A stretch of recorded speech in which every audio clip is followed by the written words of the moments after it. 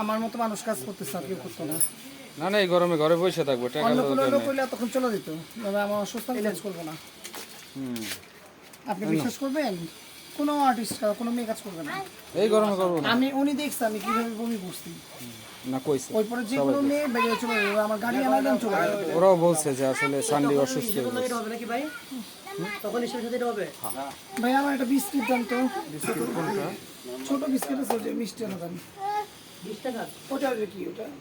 না না এটা দেন, ওটা দেন, এটা 20 টাকা, এটা 20 টাকা। হ্যাঁ এটা 20 টাকা। আসেন আপনি ভাই, আসেন একসাথে খাই। না খাও। না আসেন খাই। না না, আমি বাইরে খাম না, আমি ভাত খাম। আর আমার একটা সিগারেট দেন, ওইখানে একটা গোল্ড সিগারেট দেন। বললি? হ্যাঁ, এই হিসাব করে রাখুন।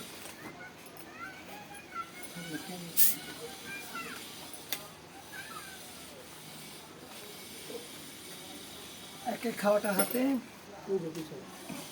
বুঝছেন, খাওয়াটা হাতে। আমি কিন্তু মনের জোরে কাজ করতেছে এখন।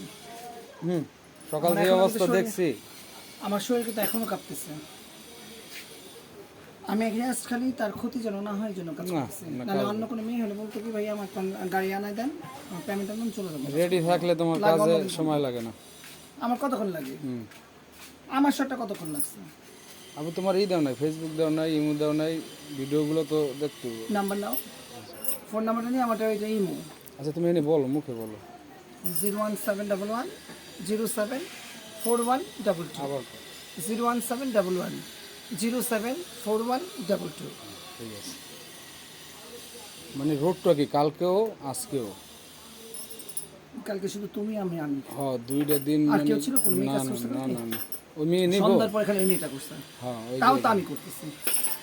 তারপরে রাতে কয়টা পর্যন্ত ছাড়ছে আমার, তুমি জানো? 2টার সময় ছাড়ছে, রাত 2টা পর্যন্ত শুটিং করছে। এই জন্যই তুমি এই অসুস্থ। তারপরে রুমে গেছি ভোর 4টার সময় যাই, শুধু কারেন্ট তো নাই। 4টার সময় আমার ব্যথা ব্যথা ব্যথা, ওরে বলছে আমি বউ সাথে না, তখন খুব পেন করতেছিল। সে 3 থেকে 4টা খালি আমার ইন্টারভিউ নিছে, দেখছি। আমি আর সাথী।